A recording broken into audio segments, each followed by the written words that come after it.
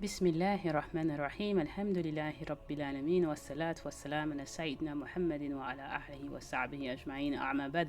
Salam alaikum wa rahmatullahi wa barakatuh. Aujourd'hui, nous faisons le cours numéro 20 de la Sira qui portera sur l'incident de Taïf. Au cours précédent, nous avions vu la mort de Khadija et celle d'Abu Talib et nous avions dit que c'était un vrai traumatisme pour le prophète sallallahu alayhi wa sallam, et cette année est appelée l'année du chagrin à cause de ces deux morts.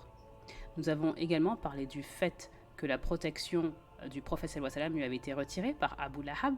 Donc Abu Lahab, dans un premier temps, le protège, mais que ça ne dure pas plus de 20 jours et que par un stratagème de Abu Jahal, la protection lui est retirée. Et donc, avec cet événement, la vie devient très difficile à Makkah. Le prophète sallallahu alayhi wa sallam n'a jamais pensé à quitter Makkah, mais avec le fait qu'il n'y ait plus de protection, la mort d'Abu Talib, le prophète sallallahu alayhi wa sallam pense à quitter Makkah pour la première fois. Et il pense dans un premier temps à Taïf. Cela nous montre que peu importe le mal qu'une personne peut vivre, les difficultés qu'elle a dans sa société, on pense à rester là où on appartient, là où on se sent appartenir. Que ce soit le racisme, la discrimination, l'islamophobie. Et en général, c'est vraiment très dur de quitter là où on se sent chez soi. Et donc, on peut prendre l'exemple du prophète Noah, alayhi salam, qui pendant 950 ans a été rejeté par sa communauté. C'est vrai que c'est un prophète et qui ne peut pas bouger de son plein gré de toute façon. Mais il reste parmi sa communauté. Le prophète sallallahu alayhi wa sallam a fait pareil. Mais c'est vrai que là, c'est aussi une question de sécurité. Et donc, il pense à Taïf. Pourquoi Taïf? Parce que c'est pas très loin. C'est presque une ville jumelle de Makkah. Et c'est la plus grande ville près de Makkah. Et Allah subhanahu wa ta'ala cite Taïf dans le Coran lorsqu'il mentionne les paroles d'Al-Walid ibn Uqba, lorsqu'il dit « Et pourquoi ce Coran n'a-t-il pas été révélé aux hommes importants des deux grandes cités ?» Donc, par là, il fait référence à Makkah et Taïf, les deux grandes villes dans ce ayat. Et c'est Al-Walid qui pense comme ça. Donc, il y a cette espèce de rivalité entre Makkah et Taïf. Mais il y a également des traités de paix entre les deux villes. Et Al-Walid, qui est le père de Al-Walid ibn Khalid, et Khalid ibn Walid, c'est un sahaba que nous connaissons tous. Al-Walid, il fait ce commentaire par jalousie. Pourquoi pas moi, en fait, il pense. Et pourquoi pas quelqu'un de chez Taïf? Et pourquoi vous? Parce que bien sûr, il pense qu'il est bien mieux que le prophète sallallahu alayhi wa sallam, étant, si vous voulez, mieux loti, en tout cas financièrement. Et donc Taïf, c'est un choix parce que chaque habitant de Makkah connaît les gens de Taïf intimement. Ils connaissent les membres de chaque famille. Il y a même un des chefs de Taïf qui est marié à une tante éloignée du prophète sallallahu alayhi wa sallam. Ainsi, il y a une relation de sang. Et donc, le mois de Shawwal, la même année de la mort de Khadija et de Abu Talib, donc quelques semaines après la mort d'Abu Talib, lorsqu'il n'a plus la protection, donc le prophète sallallahu alayhi wa sallam pense à Taïf et donc il part à pied à Taïf avec son fils Zayd ibn Mohammed. À cette époque, il est encore Zayd ibn Mohammed, il redeviendra après Zayd ibn Haritha, mais il s'en va. Et ça montre le fait qu'il part à pied, que le prophète sallallahu alayhi wa sallam a planifié son départ. Taïf se situe à travers une région montagneuse, tortueuse. Le fait qu'il s'en va comme si de rien n'était, il quitte avec son fils, ça montre qu'il a planifié son départ. Et lorsqu'on parle de tawakkul Allah, ça ne veut pas dire que l'on agit de manière irresponsable et ensuite on se dit « Oh, Dieu est grand ». Non, c'est un peu irresponsable ce genre d'attitude parce qu'on se met en danger soi-même, potentiellement, les gens autour de soi. Tawakkul Allah, ça veut dire que d'abord, tu t'assures d'attacher ton chameau, comme disent les Arabes. Tu prends toutes les précautions qui sont nécessaires pour ne pas éveiller les soupçons, pour ne pas avoir de problème. Tu planifies à la perfection. Ensuite, dans ton cœur, tu sais que tout est dans les mains de Allah. Et c'est ça, tawakkul Allah. Donc, on ne se jette pas la tête la première sans avoir réfléchi, ou dans des situations qui sont dangereuses ou improbables. On sait quel sera peut-être le résultat. Et ensuite, on se dira, ah ben non, je fais confiance à Allah. Non, non. On raisonne d'abord, on agit, ensuite on place sa confiance en Allah. Donc le prophète sallallahu alayhi wa sallam part comme s'il partait en balade avec Zayd et il prend pas même un petit baluchon, tu vois, parce que sinon pour les attaquer tout de suite. Et la situation pour lui, elle est si précaire que si le Quraysh se rend compte qu'il s'en va, franchement, il pourrait être en danger, lui et son fils. Donc le fait qu'il s'en aille, c'est comme s'il tournait le symbolisme, il tourne également la tête il tourne le dos à Makkah. Un jour, Aïcha demande au prophète sallallahu alayhi wa sallam, oh, Ya Rasulullah, as-tu vécu un jour qui était pire que Uhud? Et le prophète sallallahu alayhi wa sallam, à Uhud, bien sûr, c'était un jour terrible, où il a été blessé, le prophète sallallahu alayhi wa sallam a failli mourir. Aïcha ne connaît pas la sira de Makkah, elle était trop jeune. Donc de sa vie avec le prophète sallallahu alayhi wa sallam, elle voit que Uhud, qui semble être le pire jour de sa vie. Et le prophète sallallahu alayhi wa sallam lui dit, du tac au tac, il lui dit, oui, ton peuple m'a beaucoup irrité. Et le pire, c'était le jour d'Aqaba.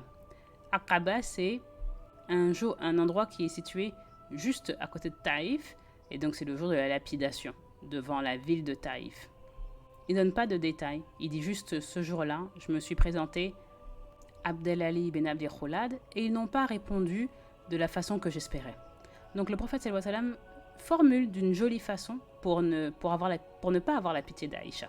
Il ne rentre pas dans les détails sordides, il reste générique, et il dit, je me suis retrouvé souffrant et attristé, et lorsque je suis revenu à mes sens, j'étais déjà à Karna Tha'alib, c'est à peu près à 7-8 km de Taïf. Et d'autres personnes racontent dans le détail ce qui s'est passé au prophète sallallahu alayhi wa sallam. Et même si d'autres incidents qu'il a vécu, le prophète, étaient plus graves au niveau physique, Taïf était le pire traumatisme psychologique pour le prophète sallallahu alayhi wa sallam. Le prophète sallallahu alayhi wa sallam dit, je ne savais pas où j'étais jusqu'à ce que j'arrive à Karna Tha'alib. Ça veut dire qu'il était en état de choc. Et après avoir été lapidé par les gangs de Taïf, c'est tout à fait normal d'être en état de choc et d'avoir été désorienté. Et le prophète sallallahu alayhi wa sallam regardait son adhab. Il ne donne pas de détails, il ne cherche pas la pitié d'Aïcha. Et si les autres n'avaient pas donné les détails, d'ailleurs, lui, il n'aurait jamais fait. Et en plus, si Aïcha ne lui avait pas parlé, il n'y aurait rien mentionné du tout. Ça montre vraiment qu'un musulman ne recherche pas la pitié ou essaie de se faire plaindre par autrui. Oh ma pauvre, oh mon pauvre. On essaie vraiment de chercher notre aïda auprès d'Allah. Donc on se plaint auprès d'Allah et ça nous suffit. Ibn Israq nous donne plein de détails de cette histoire connue. C'est une histoire qui est authentique. Le prophète sallallahu alayhi wa sallam donc marche à Taïf. Ça prend à peu près 1 jour et demi, voire 2 jours. Il se présente aux 3 dirigeants de Taïf qui sont 3 frères. Il y a Abdel Halim, Al-Masroud, Al-Habib, les 3 fils de Ammar. Lorsque leur père meurt, ils se disent on ne va pas faire de bataille de succession, nous allons régner tous les 3. Et bien sûr, les habitants de Taïf sont les Taqif. On les appelle les habitants de Taïf. Et à Makkah, ce sont des Quraysh. Donc l'un d'entre eux, l'un des Taqif, a épousé une des tantes du prophète sallallahu alayhi wa sallam. Et donc le prophète sallallahu alayhi wa sallam convient d'un rendez-vous avec les 3. Ils acceptent, le prophète sallallahu alayhi wa sallam va et leur présente le message de l'islam. Les 3 rejettent le message de la manière la plus hautaine qu'il soit. Le premier dit, si Allah t'a envoyé toi en tant que prophète, autant déchirer les rideaux de la Kaaba. Donc c'est une grande moquerie, ça montre toute l'animosité qu'il a, autant déchirer les rideaux de la Kaaba. Ça n'a plus aucun sens, veut dire je suis mieux que toi. Toi comme prophète, qu'est-ce que ça veut dire? Le deuxième dit, Allah n'a pas trouvé mieux que toi pour faire le prophète. Et le troisième des frères dit, moi je ne peux pas te parler. Si tu es un prophète, alors tu es trop saint pour moi, voilà, pour son niveau. Et si tu es, a'udhu billah, un menteur, alors tu n'es même pas digne que je te réponde. Donc le prophète, sallallahu alayhi wa sallam, il est d'accord. Il se lève pour partir et il dit, si vous avez rejeté mon message, au moins ne dites pas au Quraysh que je suis venu. Regardez bien que jusqu'à la fin, il est sur son plan. Apparemment, les 3 frères sont OK, parce que les Quraysh ne sont pas au courant tout de suite qu'il a visité Taïf. Et j'ai envie de dire, c'est pareil pour nous. On doit aussi avoir une vision, on doit aussi avoir un plan lorsqu'on ferait ce genre d'action, ou n'importe quelle action, et ensuite, tawakkul Allah. Un des récits dit qu'il est resté ensuite 1 semaine à Taïf, le prophète sallallahu alayhi wa sallam, pour essayer de convertir des personnes. Il y a des personnes qui se sont converties, il y en a d'autres qui se sont converties plus tard, après la conquête de Taïf. Et les gens qui se sont convertis plus tard, ils disent, je me souviens du prophète sallallahu alayhi wa sallam qui prêchait dans le souk à Taïf et personne n'a accepté son message. Et apparemment, dans un des récits, il y a une personne qui se convertit à Taïf et c'est ça qui incite le gang, un des gangs de jeunes qui se trouve à Taïf, à attaquer le prophète sallallahu alayhi wa sallam. Donc on regarde son approche. D'abord, le prophète sallallahu alayhi wa sallam approche les leaders, les dirigeants. Donc c'est normal d'abord d'approcher les gens de pouvoir, mais on n'écarte pas non plus la population, on n'écarte pas les masses. Et de ce qui se passe à Taïf, on n'a pas beaucoup d'éléments parce que le seul musulman qui est là avec le prophète, c'est Zayd. Et Zayd meurt à la bataille de Muqta. Donc lorsque les récits sont collectés, il n'y a personne pour rassembler ces histoires de Taïf. Donc on fait avec les pièces du puzzle. Et les pièces du puzzle nous disent que quelques personnes, après la dawa, allaient se convertir. Donc bien sûr, quand tu entends la dawa, si tu as un peu de sens, tu vas te dire c'est ça la vérité. C'est que les gens en général n'écoutent pas. On verra dans la sira, tous les gens qui ont retiré, la plupart, 85%, n'ont jamais en fait entendu le message. Ils n'ont jamais entendu le message. C'est exactement comme de nos jours.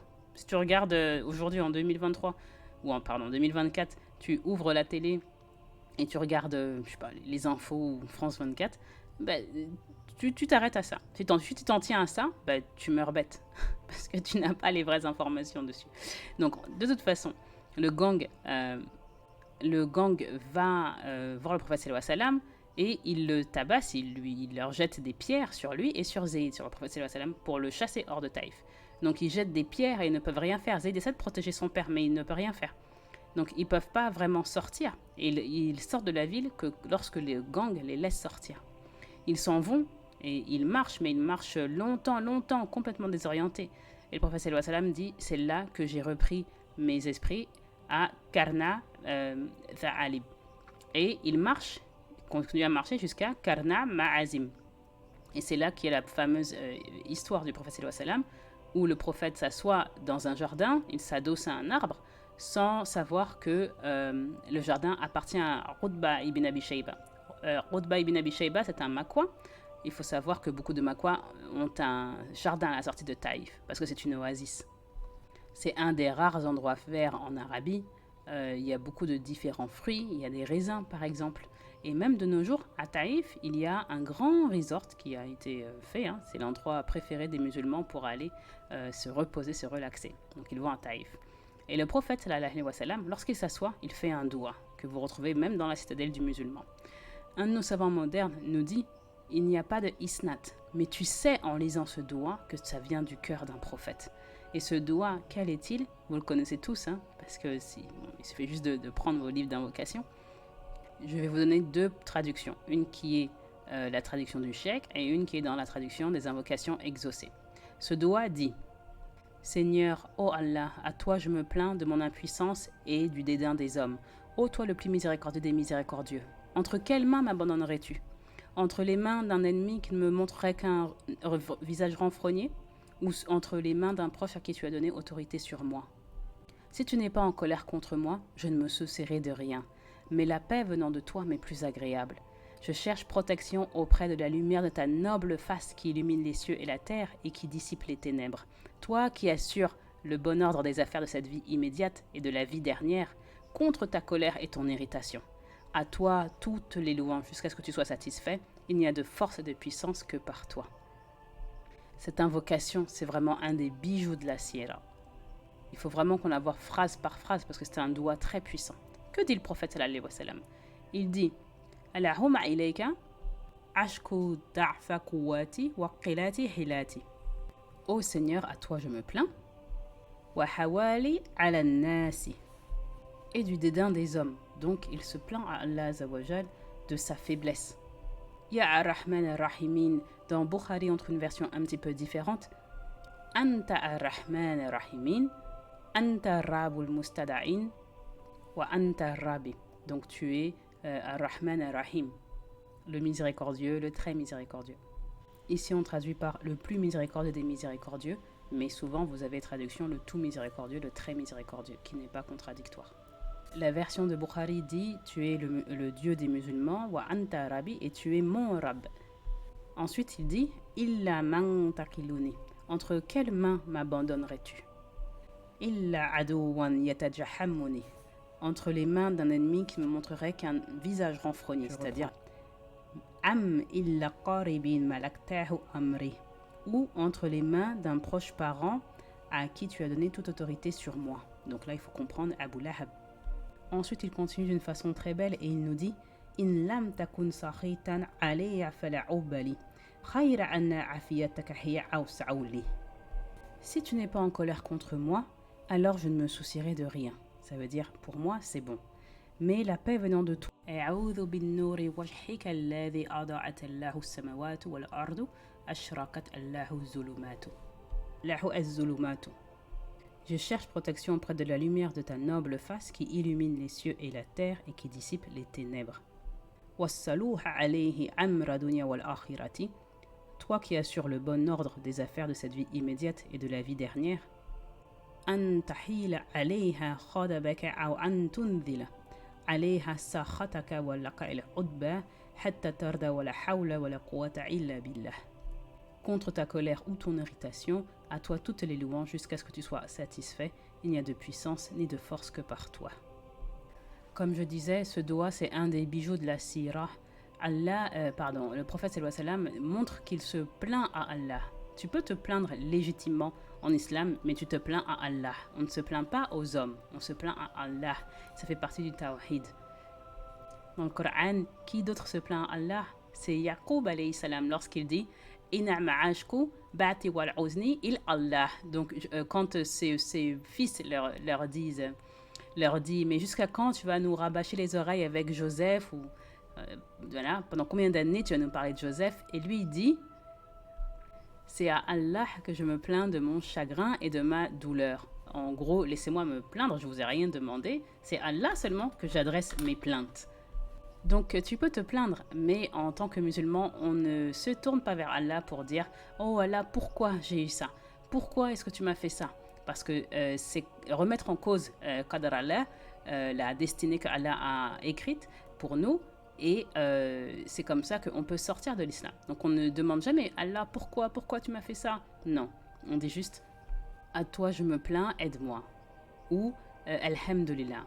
Mais si quand même, comme le prophète sallallahu alayhi wa sallam l'a formulé d'une façon si belle, tu te plains à Allah et tu dis « Alhamdulillah, merci, et je cherche refuge auprès de toi contre ça, contre sa colère, contre tout type de mal, et tu te tournes vers sa miséricorde pour avoir l'aide d'Allah. » C'est ça l'essence du tawhid, c'est ce qu'on appelle « shaqqa il Allah ». Donc, tu te tournes vers Allah seulement. C'est ce que fait Yaqub et c'est ce que fait le prophète sallallahu alayhi wa sallam. Il recherche la bonté d'Allah sur eux. Et c'est pas une plainte avec un message négatif. C'est « Oh Allah, regarde-moi. Regarde ma situation, aide-moi, s'il te plaît, aide-moi. » C'est pas pourquoi tu as fait ça. Pourquoi ce n'est jamais autorisé en islam. Et le prophète sallallahu alayhi wa sallam dit « Tant que tu n'es pas en colère contre moi, je ne me soucierai de rien. Mais la paix venant de toi m'est plus agréable. » Donc la paix venant de toi m'est plus agréable, m'est plus facile. C'est mieux pour moi. Donc il ne se plaint pas. Et il dit, quand même, je recherche protection contre ta colère. Et en effet, tu as le droit tu as le droit de me critiquer jusqu'à ce que tu sois satisfait. En gros, je suis ton serviteur. La hawla wa la quwwata illa billah. Il n'y a pas de changement possible sans toi. Donc Allah, à toi appartient tout le pouvoir. Il n'y a pas de changement possible sans toi. Et ce doigt, c'est un des trésors parmi les trésors. La hawla wa la quwwata illa billah, un trésor qui vient de sous le trône, dit le prophète sallallahu alayhi wa sallam, et donc on le répète nous au quotidien autant de fois que l'on peut. Le prophète sallallahu alayhi wa sallam ici, ce doigt est tellement beau. Il ne se plaint pas d'être en sang, il ne se plaint pas d'avoir été lapidé. Il a le sang sur ses pieds qui n'est même pas encore sec, il est désorienté, et il s'assoit. Et la seule chose à laquelle il peut penser, c'est est-ce que j'ai déplu à Allah? Est-ce que je lui ai déplu? Est-ce que je fais quelque chose qui n'était pas autorisé? Donc il est triste d'avoir peut-être fait quelque chose pour déplaire à Allah subhanahu wa ta'ala. Et donc il cherche refuge auprès d'Allah. Oh Allah, que ta colère ne descende jamais sur moi. Donc si c'est un test, je ne m'en plains pas. Mais je préfère en tout cas que recevoir quelque chose d'agréable. Mais si c'est un test, je ne me plains pas. Mais la paix m'est plus facile. Ta bienveillance m'est plus facile. Et c'est vraiment un doigt parfait. Il dit, si c'est ce que tu as décrété, alors je suis content. Voilà. Alhamdulillah, la hawla wa la quwwata illa billah. Il y a une manque de compréhension chez certains musulmans qui dit qu'il faut accepter tout ce que Allah décrète pour nous. Ce hadith nous montre que c'est plus nuancé. Allah a choisi ses épreuves. Il a décidé de ses épreuves pour le prophète sallallahu alayhi wa sallam. Le prophète sallallahu alayhi wa sallam accepte ses épreuves. Et il demande, oh Allah, si tu me donnes quelque chose de plus facile, c'est mieux. N'oubliez pas que sa figure de père Abu Talib vient de décéder, sa femme, qu'il aime plus que tout au monde, vient de décéder, il est contraint d'aller à Taïf où il se les moqué, il se fait lapider, et donc c'est une succession d'événements traumatiques et négatifs pour le prophète sallallahu alayhi wa sallam, en tout cas ce qu'on appelle un challenge. Et tout ce qu'il dit, regardez l'adab, tout ce qu'il dit c'est « si tu me donnes quelque chose de mieux, Allah, ça m'est plus agréable ». Et c'est permissible. Donc certains groupes, les soufistes, je pense qu'il y a quelqu'un qui s'appelle Tassaouf, ils disent que le serviteur ne doit jamais se plaindre de ce que lui donne son Seigneur. Il doit être content de tout ce que le Seigneur Allah lui donne. Tout ce qu'il reçoit, c'est bon, il se tait et il l'accepte. Mais on trouve dans ce doigt que ce n'est pas l'attitude des prophètes d'Allah, ni même du prophète sallallahu alayhi wa sallam. Tout le monde peut être attristé par les tests et les épreuves que l'on traverse, ce que Allah nous donne. Et on fait des doigts à Allah pour qu'il lève ces épreuves, qu'il nous en protège, qu'il nous fortifie. Ce genre de ridda, par ces groupes, le ridda, c'est l'appréciation qu'on fait de quelque chose, ou le contentement. Donc, pour les groupes qu'on vient de mentionner, le ridda est incorrect. C'est une compréhension incorrecte. Tu peux accepter tout parce que ça vient d'Allah, mais tu peux demander, s'il te plaît, tu peux me rendre la chose un peu plus facile. Et Allah ne nous donne rien de ce qu'on ne peut pas supporter, mais vraiment, quand tu te sens acculé au pied du mur et c'est vraiment, tu sens que c'est difficile, tu te tournes vers Allah, c'est ton seul refuge. Et le prophète sallallahu alayhi wa sallam finit par la hawla wa la quwwata illa billah. Il finit exactement par la hawla wa la quwwata illa bika. Et c'est un des trésors, comme nous venons de le dire. Donc la hawl, il n'y a que toi. Il n'y a que toi qui peux changer ma situation. Je n'ai pas de pouvoir. Il n'y a que toi qui puisse me donner ce que je souhaite et tout vient de toi. Vraiment à répéter 10 fois après chacune de vos prières avec Ayat al-Kursi, n'est-ce pas? Al-du'ahu silahul mu'min. Al-du'ahu silamun mu'min. Donc le prophète sallallahu alayhi wa sallam dit que c'est l'arme du croyant. Le prophète sallallahu alayhi wa sallam est rejeté de tous et il est littéralement seul avec Zayd. Il n'a pas d'argent, il n'a pas de nourriture, il s'assoit, il fait un doigt à Allah. Le doigt, c'est l'arme du croyant. Tant que tu as un doigt, tu trouveras une solution à tes problèmes. J'espère que vous en êtes tous fermement convaincus. Si vous ne l'êtes pas, continuez, n'abandonnez jamais. N'abandonnez pas parce que le doigt est tellement puissant que le prophète sallallahu alayhi wa sallam a dit c'est la seule chose qui peut changer le cadre d'Allah. Le cadre, comme on l'a dit, il y a 5 différents. Et donc, le doigt peut changer le cadre. On verra peut-être dans notre cours en détail les 5 types de cadres. Et donc, il s'assoit sous l'arbre. Et quand il s'assoit sous l'arbre, il ne sait pas que le jardin appartient à Qutba et Shayba ibn Rabi'a. Donc, Qutba, c'est un oncle éloigné. Et eux qui étaient là, ils l'avaient vu se faire lapider de loin à Taïf. Et ils l'ont vu également s'asseoir sous l'arbre. Ils le prennent en pitié. Ils ont le même sang, après tout, c'est des Quraysh. Pardon, Hamiliyat Jahiliya. Et ils se disent comment est-ce qu'ils ont pu faire ça à un Qurayshi. Donc, leur cœur s'adoucit et ils envoient en cadeau des raisins. Et ils envoient Adas porter des raisins au prophète sallallahu alayhi wa sallam. Adas, c'est un esclave chrétien, un Iraki, qui va le voir avec un bol de raisins. Comme c'est un cadeau, le prophète sallallahu alayhi wa sallam accepte. Et c'est comme si dès qu'il a fini son doigt, il a quelque chose de rare qui lui est donné. Donc quelque chose qui est quand même un réconfort. Et c'est très rare les raisins, je vous dis qu'il n'y a pas beaucoup de jardins. Et vraiment les raisins c'est rare. Donc c'est quand même une source de réconfort aussitôt qu'il a fini son doigt. Donc Adas lui porte les raisins et le prophète sallallahu alayhi wa sallam, avant de les manger, dit Bismillah. Et Adas dit, qu'est-ce que c'est que cette phrase?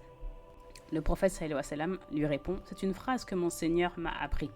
Et d'où viens-tu? Je viens de Minibar. À Minivar. Et le prophète sallallahu alayhi wa sallam dit, ah, Yinivar.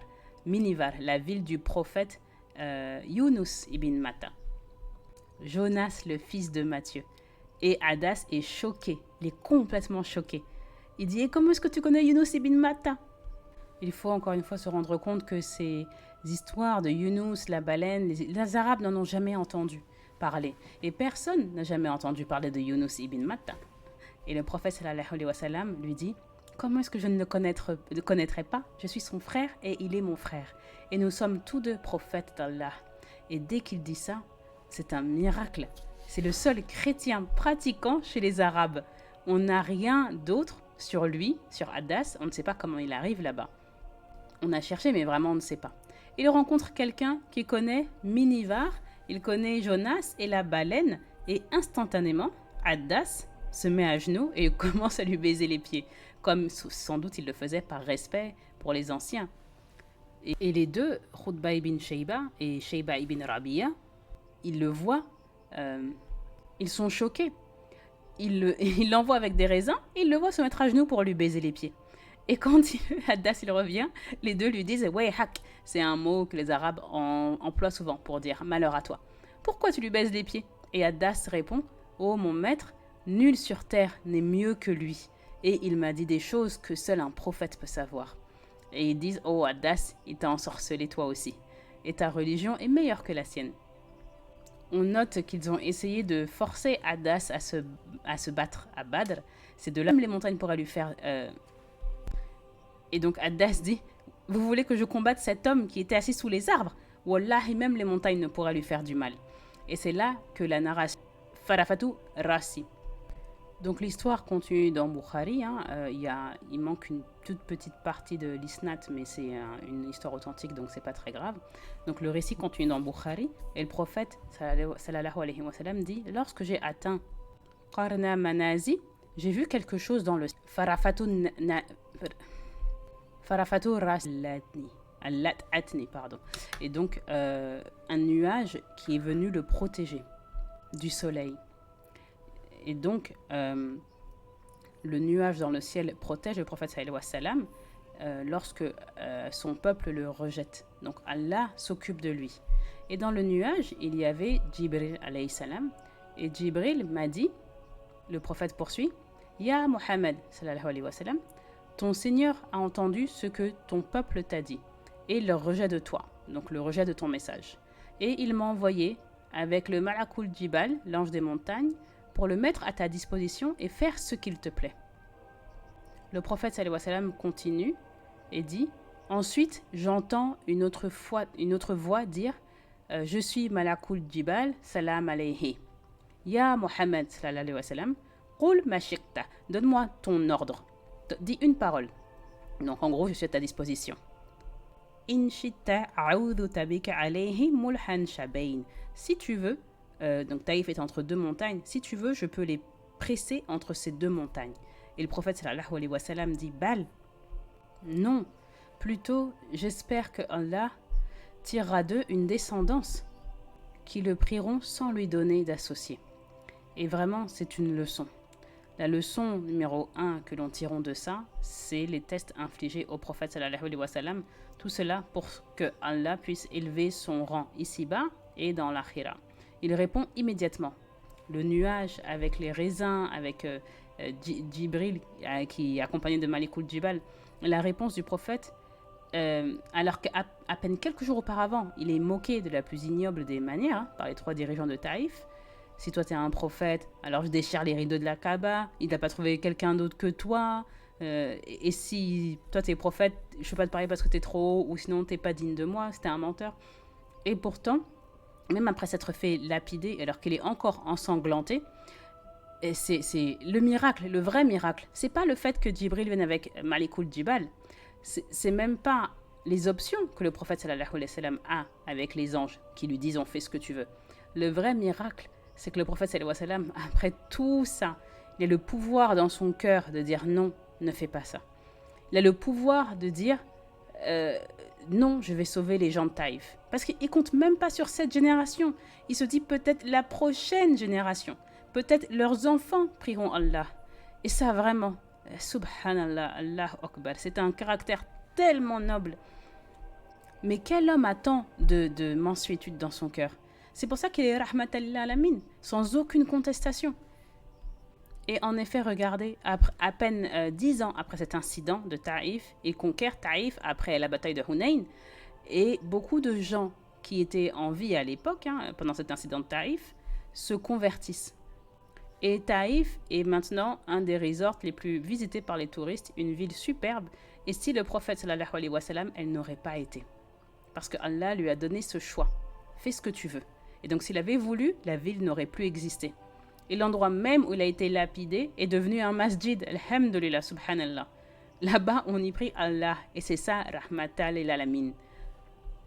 Oh Allah, peut-être que leurs enfants accepteront. Quelle mansuétude. Une autre des leçons. Après un tel trauma, c'est normal d'être en choc. Mais on ne te laisse pas aller. On ne te laisse pas aller.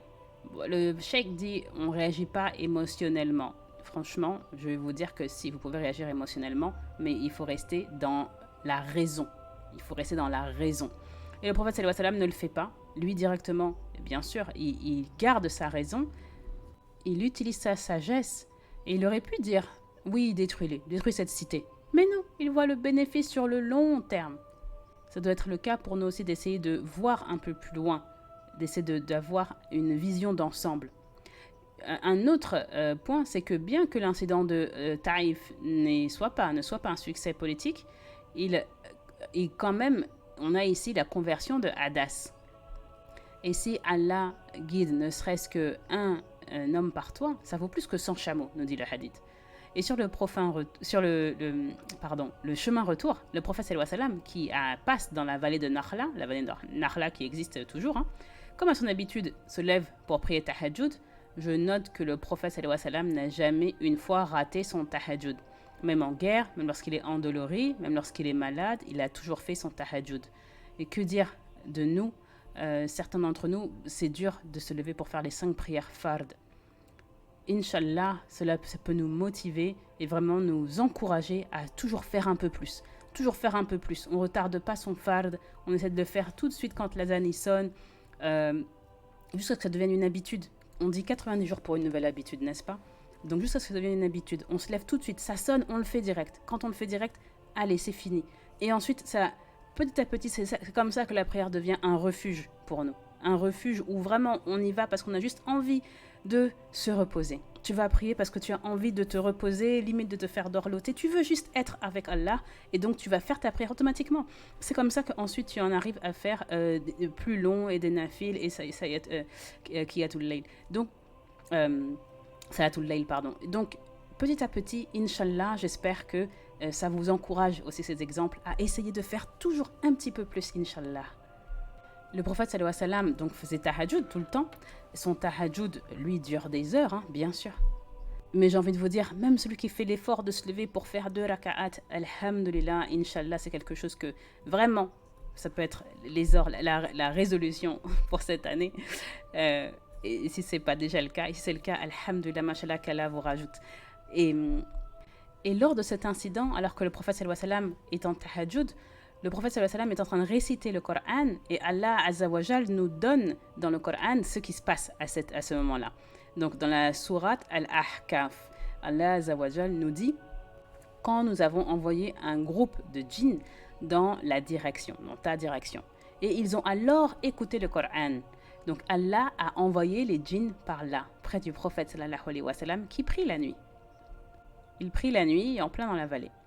Quand ils ont entendu, ils ont dit « Chut, écoutez ». Et si les hommes l'ont rejeté, les djinns, eux, s'arrêtent et écoutent. Et si les hommes de Taïf l'ont moqué, les djinns, eux, se sont arrêtés d'un seul coup. Et ils disent « Qalu ansitu ». Une fois que tu as fini ton tahajjud, poursuit le ayat dans le Coran, donc c'est la continuation du ayat. Allah a dit, une fois que tu as fini ton tahajjud, et on sait que le prophète sallallahu alayhi wa sallam priait 2-3 heures au minimum, ils sont devenus musulmans, mais aussi des avertisseurs, des savants, des daïs pour leur peuple. Munzirin, pas musulmans, il dit munzirin dans le ayat. Donc ils sont devenus des avertisseurs, mais aussi des savants et des guides pour leur peuple, des daïs pour leur peuple, nous dit le ayat.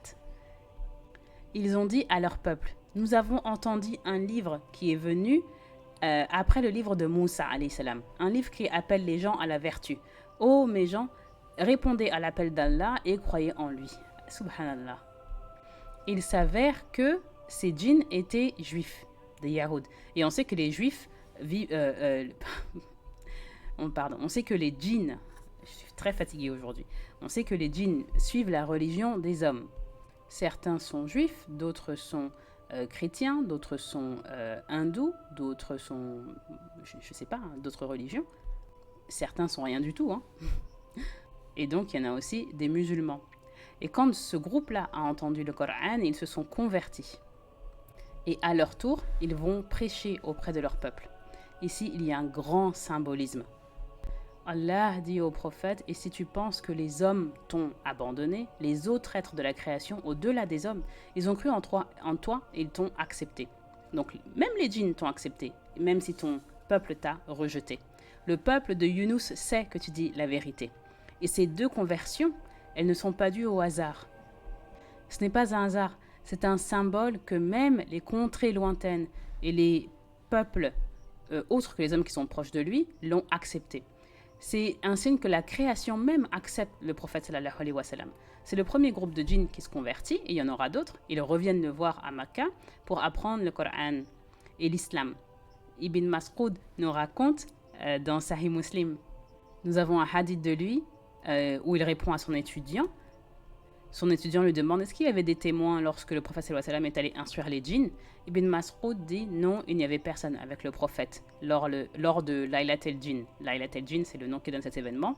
Une nuit, nous étions ensemble et il a disparu. On l'a cherché partout dans la vallée et on ne pouvait pas le trouver, en pensant qu'il avait été kidnappé ou assassiné. Nous avons passé la pire nuit de notre vie, jusqu'à l'aube, jusqu'à ce que l'aube pointe. Et on a vu arriver dans la direction de Al-Ihra, donc près de la Mecque, hein, on a vu arriver le prophète. Et on lui a demandé, mais où étais-tu, Rasulullah? Où étais-tu? Et il a dit, un envoyé des djinns est venu me voir pour me dire qu'une assemblée m'attendait. Donc je suis allée à leur rencontre. Et je leur ai récité le Coran. Vous voulez voir le reste de leur campement? Et tous disent oui, bien sûr. Et Ibn Mas'ud continue, il a marché avec nous pour nous montrer leur camp. Vous pouvez imaginer quand quelqu'un campe, il y a des restes. Ça peut être des pierres, du bois.